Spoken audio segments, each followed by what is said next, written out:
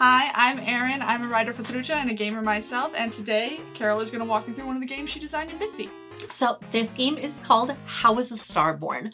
And it's a kind of a little fictional interactive story about a kid named Piper who goes to bed and dreams about how a star is born. It's kind of like a little myth or legend. Let me full screen it real quick. Yeah, so I began game developing back in January this year, 2024. This was the first game jam that I did by myself. So you move around and play as Piper, who's this little kid, and to interact with things, you simply run into them. Oh. Yeah. Oh, the stars are so pretty. Maybe just a peek. I wonder where the stars come from. They're so bright. Looks like I could just reach out and grab one. Yeah, and then just move down again and don't interact with the window again. So, no, that's why you're here. You're helping me walk through it. Yeah. It's a very simple game and it's very, very cute. So you designed all these assets and everything. Everything is designed in 8 squares. So the rug is 9 squares put together that I had to design, draw out individually. And how long did it take you to make this?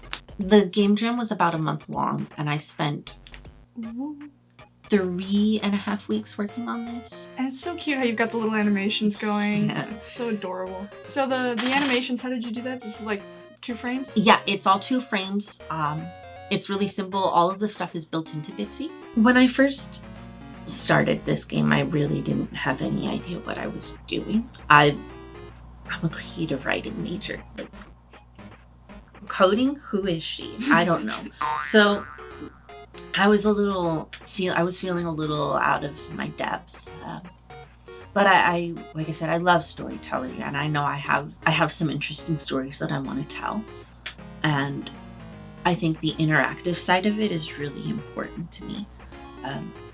I think that it's not just about the story that I'm telling, but it's the story that somebody's living. So I picked up a star. Yes. Or what I think is a star. Mm-hmm. Where am I? What's happening? It feels like I'm swimming.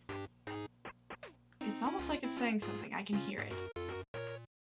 Yeah, so this was, of course, my first game that I made by myself. So it was a lot of fun.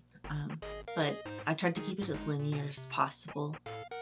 Keeping things a little simple when you start out is nice.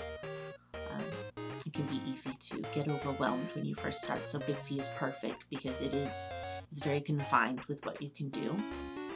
But you have a lot to work with when you first start. It feels so overwhelming, and then once you make a few games in Bitsy, you're like, I thought this was overwhelming. I have seen other games in Bitsy, and I will say it is really shocking what people can do with the limited resources. Thank you so much, Carol, for joining us and showing us your little game. It is absolutely adorable. I really did want to bring someone on to talk a little bit about Bitsy because I think it's so accessible and such a fun and creative way to create stories for people.